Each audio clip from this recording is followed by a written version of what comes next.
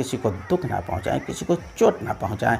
और जहाँ तक हो सके हम सभी देख रहे हैं माँ काली की ये प्रतिमा अवसर है माँ काली के प्रतिमा में प्राण प्रतिष्ठा स्थापित करने हेतु पूजन की। और देखें कलश यात्रा निकालने के लिए कलश तैयार हैं और ये लड़कियों की टोलियाँ इंतजार में कि इन्हें कब कलश प्रदान किया जाए और ये गंगा तट की ओर आगे बढ़ें।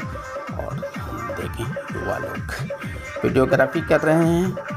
ये आजकल के फैशन में आए डीजे सिस्टम सभी आयोजनों पर लोग अब डीजे बजाते हैं और इस डीजे के साउंड इतने तेज होते हैं कि बहुत जल्द अगर आप इनके स्थल पर जहाँ ये बज रहे हैं वहाँ समय गुजारें तो आपके कानों को नुकसान हो सकता है। तो कृपया जहाँ डीजे तेज बज रहे हों अपने को दूर कर लें।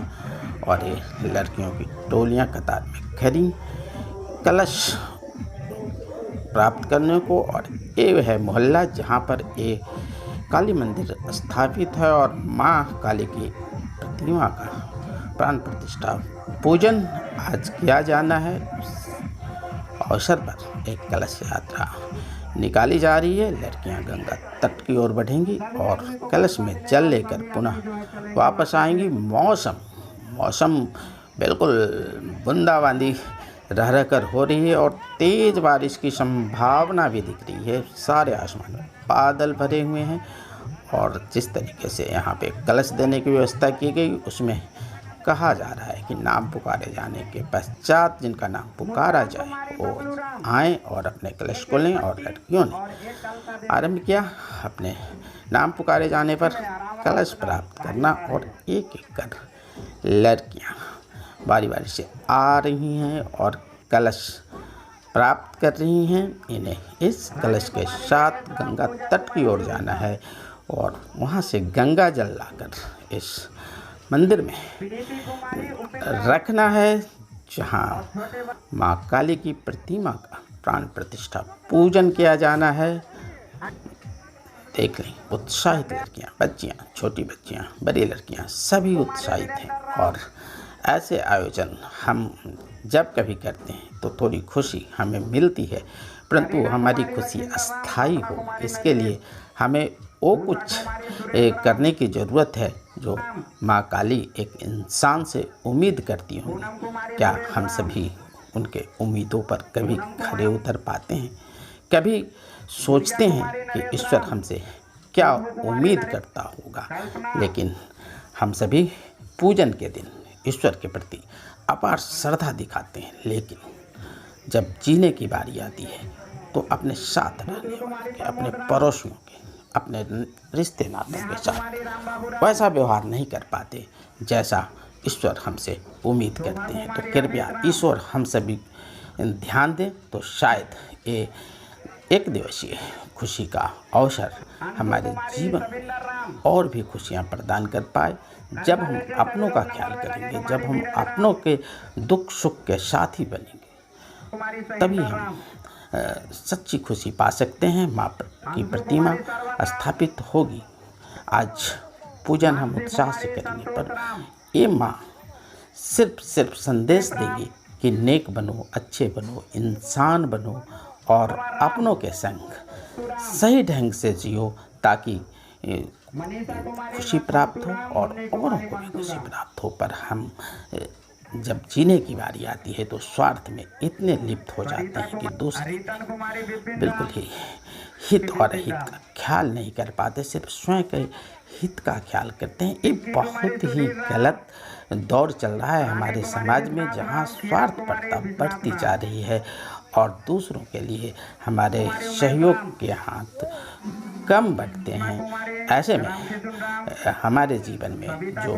बदलाव आए हैं, अधिकांश लोग उदास दिखेंगे, अधिकांश लोग दुखी दिखेंगे और कारण एक ही है कि हर इंसान अपने स्वार्थ में अब उन लोगों को जो उनको आदर दे रहे हैं, सम्मान दे रहे हैं, स्वीकार कर रहे हैं, उन्हें सता डालते हैं। तो कृपया अपने से छोटों, अपने से कमज़ोर को ना सताया जाए और उन्हें प्यार दिया जाए और उनका जो हक है वो हक उनको दिया जाए। समाज में आजकल हक हरण की बात चल रही है, जो माँ देवी को बिल्कुल पसंद नहीं है। आज इस पूजन के अवसर पर हम सभी ये तय करें कि हम किसी का भी हक हरण नहीं करेंगे, किसी को अनावश्यक रूप से अपमानित नहीं करेंगे, किसी को दुख नहीं पहुंचाएंगे और जहाँ तक संभव हो सकेगा हम सबों के लिए सहयोग का हाथ बढ़ाएंगे। ये संदेश है माँ देवी का और ईश्वर की हम सभी संतान हैं और ईश्वर चाहते भी हैं कि हम नेक बने और नेकी ईश्वर के काम नहीं, अपनों के काम आए, पड़ोसियों के काम आए, इंसानों के काम आए।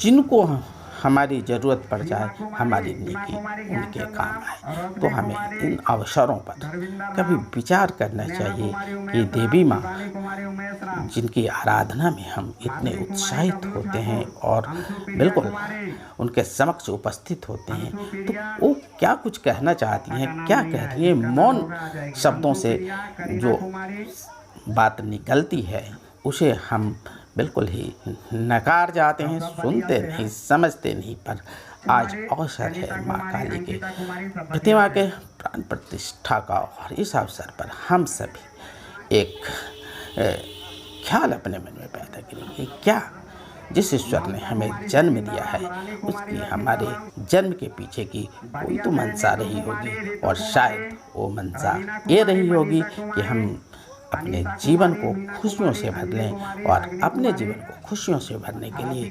आवश्यक है कि हम दूसरों को भी खुशी प्रदान करें और खुशी अगर हम प्रदान ना कर पाते हो तो कम से कम उनके खुशियों के बाधक ना बने, उन्हें सताएं नहीं, अपने स्वार्थ में आकर किसी को दुख ना दें।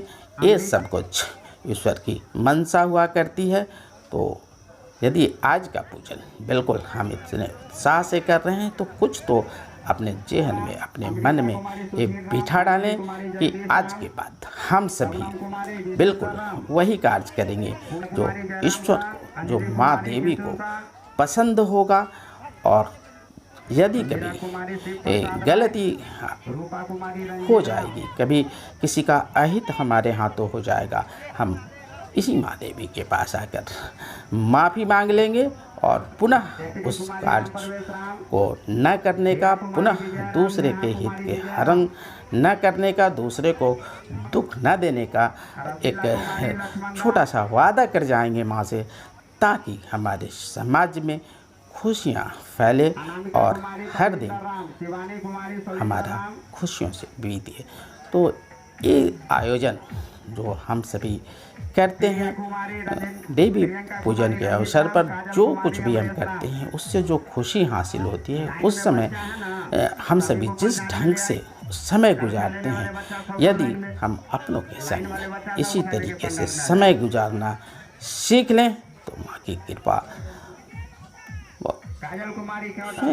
हम सबों को प्राप्त हो जाएगी। और देख लें कितनी खुशी है चेहरे पर। लोग उत्साहित, गंगा तट को जाना है, कलश पाने को लगी है आपाधापी और बारिश आने वाली है, तो फिर लोग जल्दी से कलश लेना चाहते हैं और इसमें लगी है वीर और शुरू हो गई आपाधापी।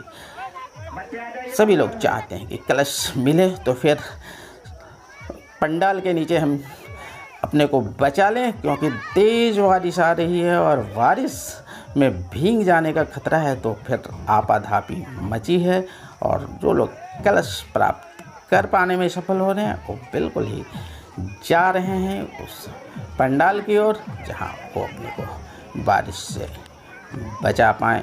तो देख लें कितनी खुशियां दिख रही हैं आज, और ये खुशियां हमारे जीवन में सदैव बनी रह सकती हैं यदि हम अपने स्वार्थ को त्याग कर एक इंसान बने और इंसान बनकर हम स्वयं के जीवन के लिए अर्जित करें और अर्जित करने के दौरान किसी के हित का हनन न करें, किसी को दुख ना पहुंचाएं, किसी को चोट ना पहुंचाएं।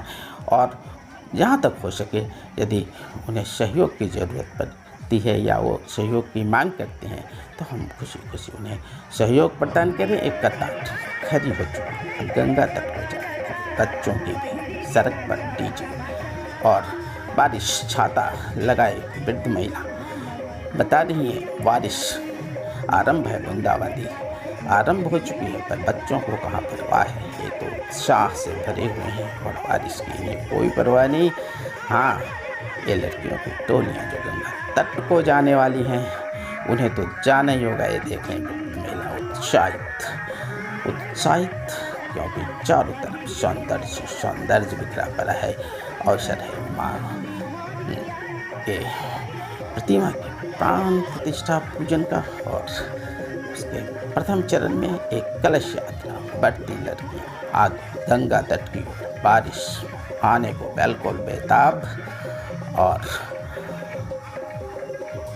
चूँकि एक कार्यक्रम को होना है इसलिए बारिश की वजह से रुक नहीं सकती हैं लड़कियाँ, इन्हें जाना ही होगा।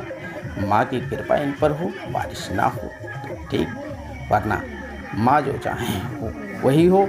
और देख लें चेहरे, मुस्कुराते चेहरे, उदास चेहरे, सभी चेहरे हम देख पाएंगे।